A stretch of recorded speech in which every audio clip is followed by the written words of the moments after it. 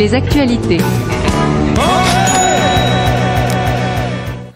Actualité, la chronique de la semaine sera aujourd'hui consacrée au monde des indépendants, PME, TPE, ainsi qu'aux tentatives de mise en place de contre-pouvoirs, protestations et autres syndicats. Bah oui, parce que si on reçoit l'ancien président du MEDEF, il faut bien parler des tentatives de développement et de fédération des PME, TPE, qui sont, vous savez, mon petit cheval de bataille. Un patron de PME, c'est celui qui engage dans son entreprise tout son avoir financier, celui qui exerce des fonctions réelles et uniques de responsabilité et de gestion, celui qui met en jeu son savoir et en cas d'échec, son honneur. Monsieur François Asselin de la CPME. Alors dans ses revendications, dans l'histoire des revendications, difficile de passer à côté de Pierre Poujade, qui a donné son nom au poujadisme, mouvement qui entre 53 et 58 réclame la défense des commerçants et artisans. Rapidement, le poujadisme peut se définir surtout comme une rébellion, une révolte des petits contre les gros, contre le fisc. On peut parler aussi de Christian Pousset, mort assassiné le 29 janvier 2021 à Bayer, qui était un syndicaliste, qui avait tenté de créer la Confédération de défense des commerçants et artisans de 85 à 96, et la Confédération européenne de défense des commerçants, artisans, agriculteurs et professions libérales,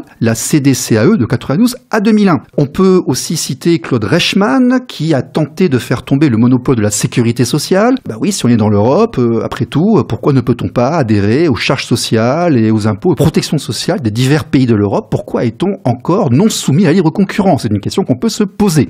Nous en avions parlé ici avec Pierre-Yves Rougeron, le début des Gilets jaunes en 2018. On a tendance à l'oublier, c'était une révolte fiscale menée par nombre d'agriculteurs, de libéraux et d'indépendants qui ne pouvaient pas rester mobilisés bien longtemps et qui ont ensuite cédé leur place à une seconde phase des Gilets jaunes qui est devenue telle qu'elle est aujourd'hui. Mais au départ, c'était quand même aussi un mouvement poujadiste. Monsieur Christophe Fauvel, ex-président du MEDEF Dordogne, actuellement président de la CCI, le tissu social entrepreneurial de la Dordogne et de la France, de manière générale, est composé majoritairement de TPE et d'indépendants. C'est une population qui est particulière. Qu'est-ce que vous pensez de la situation des PME, TPE actuellement et des revendications qu'on trouve régulièrement depuis 50, 60 ans de ces entrepreneurs? Écoutez, déjà, à vous écouter sur la description, le MEDEF Périgord, que j'ai eu le plaisir et l'honneur de diriger pendant une quinzaine d'années, n'est pas du tout éloigné ou se retrouve complètement dans la description un peu revendicative de ce que vous avez. Ben oui, parce que dans le Périgord, forcément, il y a beaucoup de TPE-PME. Voilà, c'est vrai dans le Périgord, c'est vrai en Nouvelle-Aquitaine, c'est vrai en France. L'essentiel de notre tissu économique est constitué de TPE-PME. Absolument. Et c'est vrai que ces entreprises-là, qui sont peut-être plus fragiles que d'autres, je ne voudrais pas opposer ce que vous appelez les gros et les petits, parce que en fait, il y a toujours des chefs d'entreprise à la tête de structure. Vous trouvez? Oui.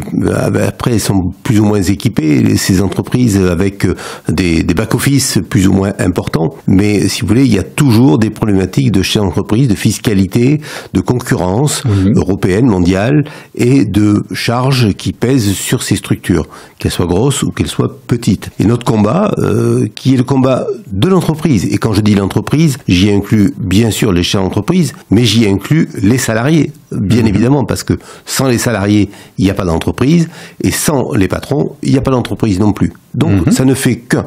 Et ça a toujours été mon combat au niveau du MEDEF Périgord. J'étais un des premiers, il y a 7-8 ans de ça, j'ai peut-être un petit peu cassé les codes, mais à réclamer une augmentation du SMIC importante, parce que c'était avant les Gilets jaunes que j'ai dit ça. Ça me semblait être le bon sens, parce qu'aujourd'hui, avec 1200 €, c'est difficile de vivre tous les mois sur un foyer. Et bien évidemment, cette augmentation du SMIC, elle ne pouvait se faire qu'à travers une baisse des charges sociales, car nous avons, c'est notre problème en France, une fiscalité qui est trop lourde, un système de protection sociale qui certes protège beaucoup, mais qui est très très lourd et qui est supporté par l'ensemble du système, les employeurs, mais également les salariés. Et la différence entre le brut et le net, aujourd'hui, le salaire brut et le salaire net est trop importante et c'est un des problèmes majeurs dont on aura peut-être l'occasion de reparler. Absolument. Mais là, on parle beaucoup de salariat, on parle beaucoup d'entreprise de manière générale. On sait que dans chaque mouvement, dans chaque organisation, il y a différentes tendances. On sait que être petit restaurateur, ça déplaît à la grande internationale des restaurateurs et donc beaucoup de restaurateurs se font racheter pour devenir salariés d'une grande succursale. On sait que devenir indépendant à son compte est un combat, qu'avoir le premier salarié est un combat, qu'avoir le 7e ou 8e salarié est aussi une marche qui est difficilement atteignable. On ne peut pas comparer par exemple des grosses sociétés qui, eux, ont un service juridique,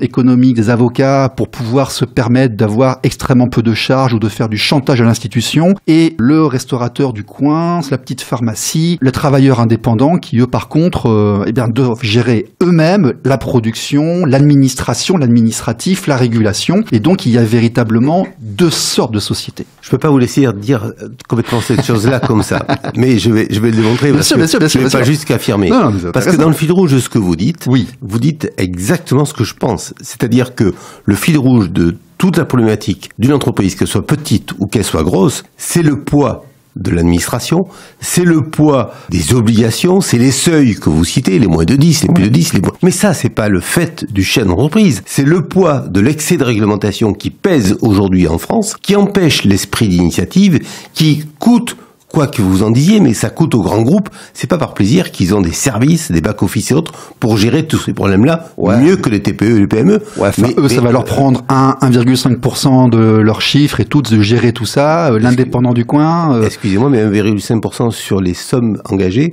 ça fait beaucoup. Ben, moi, j'avais 4 salariés, c'était un jour par semaine. Oui. C'est pas 1%, hein. Le grand groupe ou la petite PME ou la petite TPE, elle ne réclame pas l'excès de charge.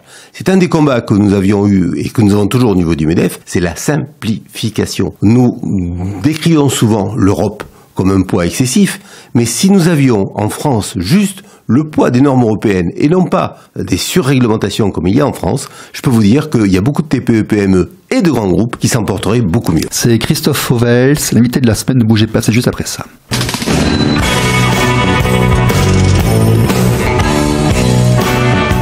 L'invité de la semaine.